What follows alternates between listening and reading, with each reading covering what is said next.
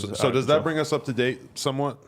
Pretty much. There's probably more shit I missed. He has a memory bank like an elephant. That's like the most condensed version possible, you know, like, but really at the end of the day, like for me during that time, like I went through like a crazy period after the whole like Chief Keef situation kind of deteriorated. Like I wound up kind of still being involved in battle rap, but I was really like, I was more in the streets. Well, like, it's never easy when you lose your billionaire sugar daddy. Yeah, 1,000. Adam over here keeping it a whole buck. No, that's keep it a stack. Cause look, I had Just a guess. No, that's exactly what happened. And like, you feel me? I have like the model wife. I'm like living in a. You feel me? My overhead is crazy. I'm living in like a really like nice apartment in West LA. Okay. All this shit's going on, and I need to sustain that money. So I wind up becoming like one of the biggest dope dealers in West LA for like a period of time. Meaning weed? Nah. Oh. Etc. Okay. You feel me? Like, yeah, I was in the game for Really? like, yeah. For a few years there? Or Yeah, what? yeah, like really like 1 year solid, like of like dumb jugging and a bunch of other activities. Which And you sound very confident that you made it out of this unscathed. Yeah. Okay. I'm solid, 100%. Nice. But like what was really crazy is like, I don't know, I haven't talked about this publicly yet, but me and my homie tried to bail Draco out when he was locked up. And Really? we were talking to TK. I was talking to Draco on the phone like all the time. Yeah, like, that's true, actually. yeah, and like something really crazy that had happened. Like, you know TK, right? Yeah. Like, yeah. So I'm talking to TK, and like when we're first inquiring about it, like I reached out to Draco on the on Twitter and shit. He winds up hitting me back, whoopty whooper, like his people did, and they're like, and then we start talking, and then so TK gets involved, and he's like, you know, I want y'all fools to really be aware of what you're getting involved with right now. Like, these dudes have a crazy like campaign against them, you feel me, from the powers that be, and you're opening up a lot of shit fucking with these kids. Like, are you Meaning like the cops are going to have a fucking grudge against you for just bailing them out? type beat? You know what I mean? Jesus Christ. He was like, the thing is, at the time, he didn't even have bail. I was trying to save it, but it just keeps burning. He didn't I was have. trying to be respectful with this shit. He's like, fuck You're it. very intricate with it. I respect it. Yeah, he chooses to Like- ash in a fucking thumbtack. I was about, y'all got an ashtray? Let me get an ashtray over here. We Yeah, both need one. The table could use an ashtray. Look at it. Both the fucking genius over here. billionaires and we're fucking ashing in this. Come on. So this fool, yeah, like he didn't have bail, and his original lawyer before he wound up getting with like what's the dude, Sean or whatever, like Right. like before he started with that dude, his original lawyer was like 89 years old, and had an AOL email, and I was like, this is a problem. Like, your lawyer has an AOL email. I wish I had an AOL email. That'd be Yeah, great. no, vintage. Right, He's steezed out. So I was like, you know, I don't really know if this is what we can do, but we're literally trying to get like the jurisdiction changed, like all this shit. We're trying to like push moves on this case, and then like I wind up getting a letter from the LAPD, like call me type beat, and they're like starting to press me about certain unresolved things that had happened during that previous aforementioned time. Oh, wow. So I was like, yeah, that kind of made me fall back. And then I didn't continue to pursue trying to get Draco out. But, you know, RIP the ruler. I could see that because even when I was making the video about his case and stuff, as I learned more and more about it, it started to occur to me like, oh, like me talking about this could definitely get me on like the cops' radar. For sure did. And on a street level too. I mean, obviously that was a thing.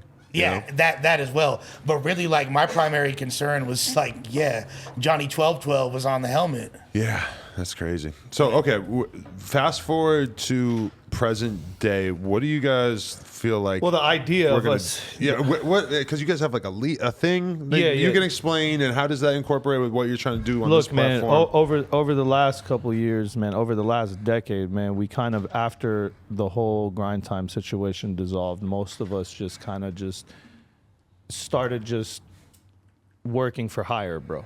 And that's kind of what we've been doing this whole time, and not having our own platform and vision when we were the original ones with it. So like we kind of just recentered ourselves so we could be able to recapture that time. Like it's battle rap is becoming also one-dimensional in the sense that there's no longer that crazy, different, unique styles that we used to have, and that's what we're re-encompassing. This whole entire like platform and what it's going to bring is just opportunity for just the expansion of it, and we see it as just a door opening for like those people that just don't have a voice, and we're just focusing on that, like just the content, bro. Like it's just fucking crazy, and this platform is just a place for it. You know what I'm saying? For you to just be, you know, rap about anything as long as you're nice as fuck. You know what I mean? It's the coolest podcast in the world, right? We the coolest battle rap league in the fucking galaxy type beat. So it was like literally us bringing back grind time with this GTX thing. Like we set the internet on fire. And like the thing was when, you know, we were in our mid-20s, early 20s, like running a fucking company before we had no business plan. We had no business strategy. We were literally just like trying to do some dope shit and get a name out there in hip hop. You know, we didn't care about any of that shit. We kind of had to learn backwards, you know what I mean? Like, and all that shit. And like, also, I'm hella off the shits at the time. Now I'm over 2 years sober, 2 years and a month clean and sober, all mind altering chemicals. You notice I'm not even puffing. You feel me? Like, is it hard to battle when you're like on Klonopin and like addicted to drugs? He wasn't even battling. Yeah, like, but like, to be honest with you, like, it was hard to live. Like, my life was, I was a complete fucking mess. Like, you know what I mean? Like, this dude, like, was, I don't even know, constantly worried about me, had to like low-key distance himself for a time, like as a homie, because I was just, I was probably finna die, real talk. So I had to literally switch. The beginning of the pandemic, I went to treatment for 4 months and was in a sober living house for 2 months. Oh, wow. And then on the heels of that, like, it's crazy, like the promises of sobriety, what's come into my life. Like me and this fool really like rekindled our friendship on a bigger level and have been pushing the line for the past year and a half straight, making this happen. And now we have a crazy battle league. We have financing behind it, and it just makes a lot of sense to have, like, for what we have relationships with everybody in battle rap culture, all like the cool people that are in the industry or like that are associated with battle rap on an outside level as well. So it makes perfect sense for us to be like the ambassadors between no jumper culture and battle rap, essentially. So what's going on with the league? How much have you announced already? The We announced our first bag. card. Yeah. And in the headliner fight battle. You know about the second card. We can't talk about that. Oh, you okay. you know about that. Right. So you know how fucking insane this is. That's a more crazy than one. more than anybody, you know how fucking insane this is. It's an understatement, literally. Right. Here's the thing, Adam. You know how like the music industry has had like artists that came up, as you see now, they're all trying to get their masters and they're trying to break away from these situations when they were younger and just trying to do shit. And they had advantage taken of them. It's almost that situation where we were not on the immediate end, like front line of the shit, and we have positioned ourselves where we actually belong. Because me, as the person that was bringing in all these sponsors and all these crazy ass fucking, you know, these looks, I needed to be on the forefront of them because I wasn't hearing about them, and I was always being middleman. You know what I'm saying? And it wasn't. For the battlers themselves, there never was anything beyond them always getting paid a quick fucking paycheck, and that's it. They had nothing to look forward to. There was no ownership of their IP.